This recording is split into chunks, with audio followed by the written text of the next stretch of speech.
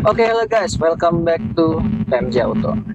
Ya, video ini bukan video review lagi ya. Kita kan juga mungkin yang ngikutin terus ya, ingat kalau beberapa video yang lalu kita sempat ngebahas owning experience si Suzuki SL7 ini setelah 40.000 kilometer. Nah, kalau kali ini kita akan bahas lagi nih owning experience tapi setelah 60.000 kilometer atau secara nggak langsung itu ini tuh servis pertama kita berbayar ya. Jadi kemarin udah sempat servis. Sebenarnya sih nggak 60.000 banget ya. Kita itu masih di 50.000-an, 56.000-an. Cuma karena waktunya yang udah melewati tenggatnya jadi servis duluan gitu sebelum 60.000. Ya kita anggap aja ini setelah 60.000 kilometer ya. Dan sebelum kita bahas ya, ternyata saat ini tuh harga bekasnya si SL7 yang Alpha nih, yang tahun 2021 tuh udah cukup menggiurkan ya. Atau kita bisa bilang ya SL7 sebelum facelift ya, ini udah sangat menggiurkan. Harganya ini udah di 200 kecil ya. Jadi di 220 sampai 240 jutaan itu di mana itu udah sangat menggiurkan untuk sebuah SL7. Dan kalau saya punya uang ya, saya belum punya 7 ini, saya harus pilih mobil ini atau city car yang aslinya LCGC itu loh. Kalian juga tahu lah ya, ada sebuah mobil LCGC, nggak cuma sebuah sih, banyak LCGC tapi dikasih dikasih pernak-pernik macam-macam, jadi kayak dinaikin grade-nya jadi sebuah city car yang harganya juga udah tembus 200 juta rupiah. Nah, kalau saya sendiri mungkin akan memilih SL7 bekas karena harganya udah cukup affordable gitu ya, di angka 220 sampai 240 juta rupiah. Dan kalian tenang aja kok, SL7 ini harganya nggak digoreng-goreng. Dan ini menjadi SUV-nya Suzuki yang paling murah ya. Nggak, dan kalau kalian beli baru pun harganya normal kok, nggak yang tahu kan gitu. Dan kalau kalian beli baru pun sebenarnya kalian nggak harus merogoh kocek sampai 300 juta rupiah sih, karena kalau saya ingat ya, seingat saya SL7 tipe beta ya, tipe tengah-tengah kan dia udah dapet yang mild hybrid tuh, itu ada di 280-an juta rupiah. Dan ternyata surprisingly fiturnya itu nggak jauh beda sama SL7 Alpha yang terbaru gitu. Bedanya cuma di aksesoris, spion tengah doang, mirrornya itu. Nah, lain-lainnya itu sama aja, kayak tetap dapat cruise control, audio steering switch, speedometer tetap sama, MID sama, head unit sama. Jadi kayak sebenarnya tipe beta nih tipe yang benar-benar worth it untuk kita beli gitu, dengan harga yang selisihnya itu lumayan dengan si Alpha gitu. Jadi kalau kalian beli yang beta, terus kalau kalian pengen Alpha tapi budgetnya nggak, yang tipe Alpha tapi budgetnya nggak cukup, kalian mungkin bisa ambil aja yang beta, terus kalian tambahin aksesorisnya sendiri nih, kayak spion e-mirror, itu kan udah banyak yang murah ya, udah banyak juga yang 1 juta kecil atau di bawah 1 juta itu juga banyak. Terus kalian kalau pengen tambah spoiler tinggal beli, udah gitu sih, tinggal tambah aksesorisnya sendiri gitu. Dan kita balik lagi ke experience ke SL7 yang pre-facelift ini ya. Ya, so far setelah 60.000 km ini nggak ada komplain ya, no komplain. Jadi masih bener-bener ya sama sih kayak waktu 40.000 km kemarin. Rasanya belum berubah, masih tetap nyaman. Untuk tarikannya juga masih oke, handlingnya masih oke, kaki-kaki juga masih oke, belum rewel. Ya overall sih oke ya, konsumsi BBM juga tetap oke. Dan saya waktu itu lupa bilang ya saat kita experience 40.000 km, kalau mobil yang saya pakai ini dia udah sedikit disetting agar tarikannya itu lebih responsif, jadi udah pasti akan lebih boros dibandingkan SL7 biasanya. Nah, tapi seborosnya berapa sih? Ini dalam kota ya, dia itu, ini kalau saya di Jogja bisa dapat paling irit 11 sampai 12 km per liter.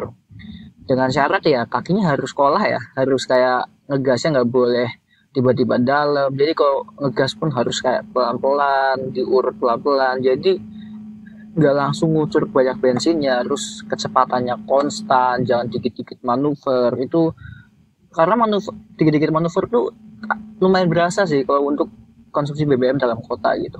Nah, kalau untuk keluar kota sendiri, saya itu dapat paling irit di 1:18 atau 18 km per liter. Awalnya saya nggak percaya karena banyak yang bilang juga nih Suzuki ini kebanyakan MID-nya nih terlalu optimis ya. Jadi kayak kadang dia plus kelebihan 2 km per liter. Nah, tapi saat itu saya hitung-hitung lagi manual, kayak sebelumnya saya isi bensin berapa, habis itu ini berkurang tinggal berapa, saya hitung-hitung dan beneran memang dapatnya di angka 117, 118-an.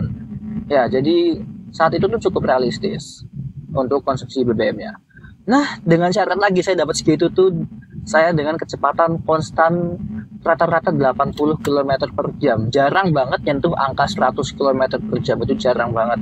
Dan nginjek gasnya pun tetap yang konstan gitu, nggak yang tiba-tiba kick down.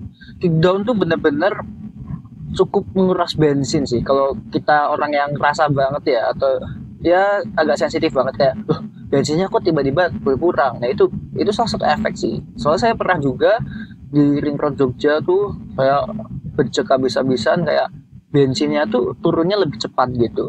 Seperti itu. Nah, lalu kalau ditanya nyesel nggak sih beli si XL7 ini? Padahal kan banyak tuh yang lebih cakep modelnya, lalu lebih banyak fiturnya. Nah, kalau dibilang sih nggak nyesel ya, karena ini harganya saat itu tuh nggak sampai 300 juta rupiah, karena saya beli ini pas tahun 2021 ya, ada keringanan PPNBM. Nah, saat itu aja yang lain-lainnya rivalnya itu di atas 300. Jadi value for money-nya yang bikin saya ngasih tuh value for money-nya. Jadi dia walaupun murah, saya mendapatkan kualitas yang oke, kenyamanannya oke, tarikan juga oke. Apalagi ini transmisinya belum pakai CVT ya, benar-benar masih pakai transmisi konvensional Matic 4 percepatan. Itu saya rasa lebih responsif dibandingkan CVT ya, karena kalian juga bisa lihat video-video review CVT mobil-mobil sekelasnya yang udah CVT itu saya agak nggak suka sih untuk akselerasinya, karena agak delay dan gak terlalu instan ya, agak nge-lag dulu gitu. Itu yang bikin saya agak nggak suka gitu. Lalu yang bikin saya nggak nyesel lagi ya, dengan harga sini saya udah dapat e-mirror juga. Head unit memang belum Android Auto, Apple CarPlay, tapi not a big problem. Jadi nggak masalah, saya bisa pakai Bluetooth, tetap ada audio steering switch. Lebih penting audio steering switch sih. Kalau cruise control tuh nggak yang terlalu berguna, karena kalau luar kota aja kita kebanyakan pakai cruise control itu ngantuk banget. Betul, ngantuk banget. Saya kadang kalau pakai mobil ada cruise controlnya luar kota gitu nggak dinyalain kok. Dinyalain cuman kalau lagi kayak kakinya pegel banget ya. Sebenarnya sih ya saya lebih milih kaki pegel sih daripada ngantuk, bahaya dan akan menimbulkan akibat yang cukup fatal kan kalau kita ngantuk kan. Karena kalau hanya cruise control itu kadang kalau nggak ada fitur safety bantuannya itu ya kurang sih. Tapi ya sejauh ini juga fitur safety di mobil-mobil yang bisa dibilang nggak mahal-mahal banget itu kadang fitur safety assist-nya agak kurang ya, karena dia hanya menggunakan kamera, jadi kurang akurat gitu. Kalian juga pasti tahu kan ada kayak kejadian sebuah mobil nih yang udah ada fitur safety assist-nya lewatin kolong jembatan dan dia tiba-tiba ngerem ya gitu. Ya itu sebenarnya cukup mengerikan juga ya. Bayangin aja, misalnya kalian lagi di tol, tiba-tiba mobil yang ngerem sendiri berhenti, udah pasti kecelakaan beruntun sih, apalagi tol-tol yang cukup ramai gitu. Oke, lalu kita lanjut bahas lagi experience-nya nih.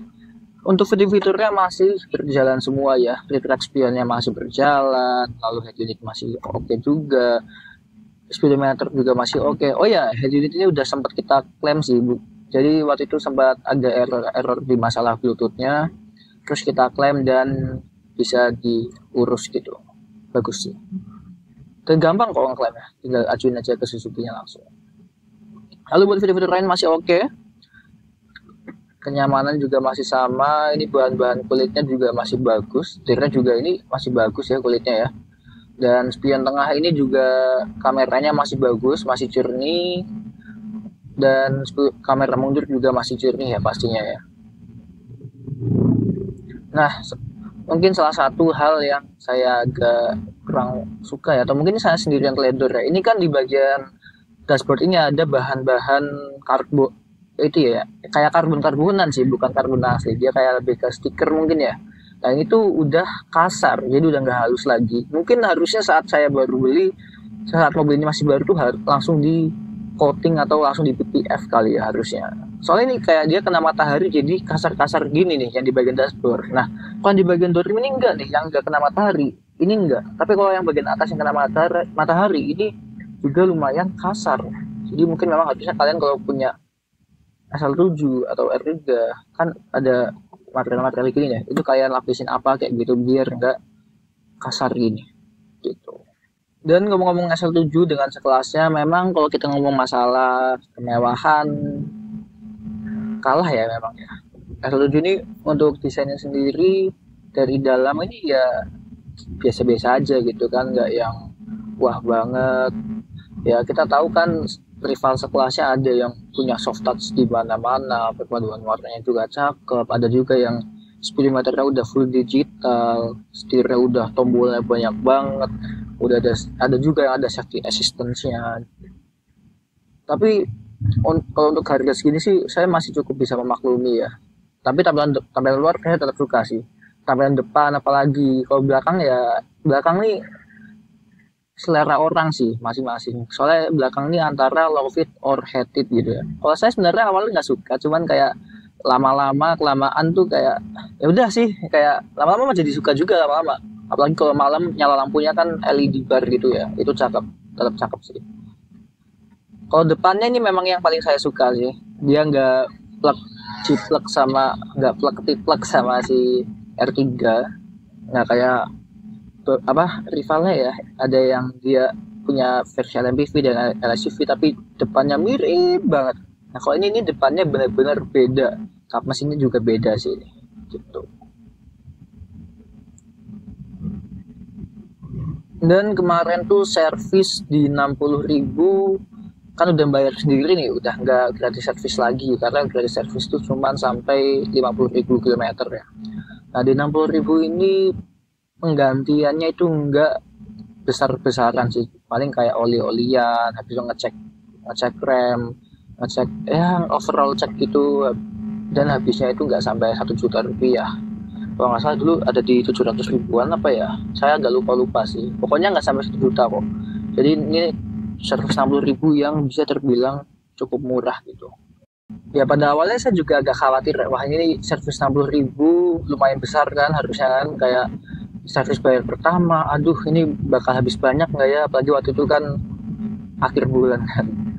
Ternyata habisnya nggak terlalu banyak, jadi ya oke sih, cukup cukup tenang gitu, nggak sampai 1 juta dan partnya masih oke semua sih gitu. Dan mungkin memang ada salah satu mimik ini ya, kita agak dihantui dengan karat di SL7 ini. Nah, sebenarnya yang ada masalah sedikit muncul karat kecil-kecil itu di SL7 yang produksi awal nih, 2021 ke bawah atau ya 2021 ke bawah. Nah kalau 2021 ke atas sampai sekarang ini udah aman ya, karena udah direvisi oleh Suzuki, jadi nggak banyak karat kayak gitu.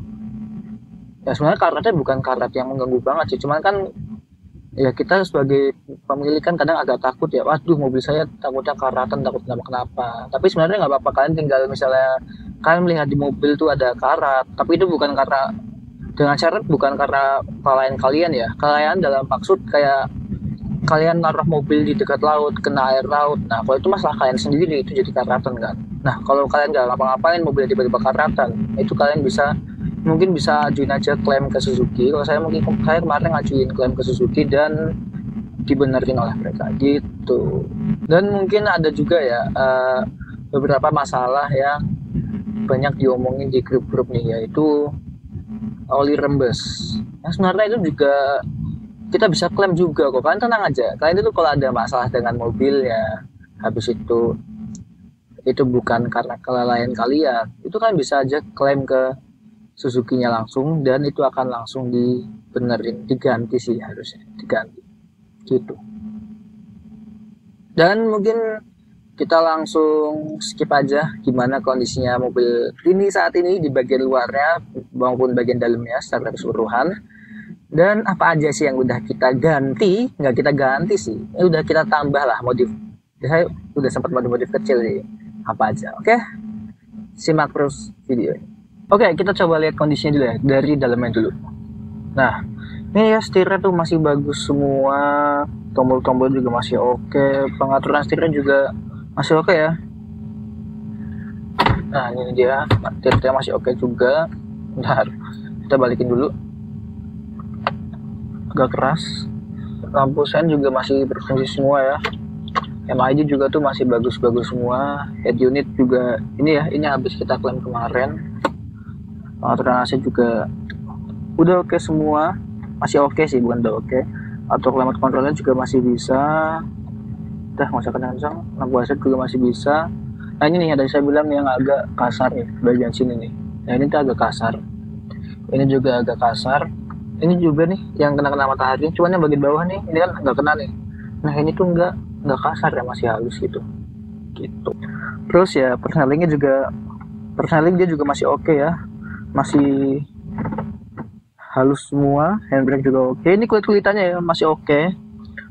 Ini juga masih oke juga. Headrest juga masih oke. Ini spion tengah juga resolusinya masih oke ya. Kita ke depannya juga masih bisa. Terus kalau kita matiin juga masih bisa ya. Jadi spion biasa kayak gini. Ya seperti itulah. Kayak gitu ya. Oh ya, yang udah diganti tuh ini, kita ganti jadi LED. Yang belakang juga nih. Tuh ya, yang belakang juga jadi LED. Nah, kita lihat luarnya ya. Buat bagian luar juga masih standar semua ya. Gliding pasir tetap masih sama.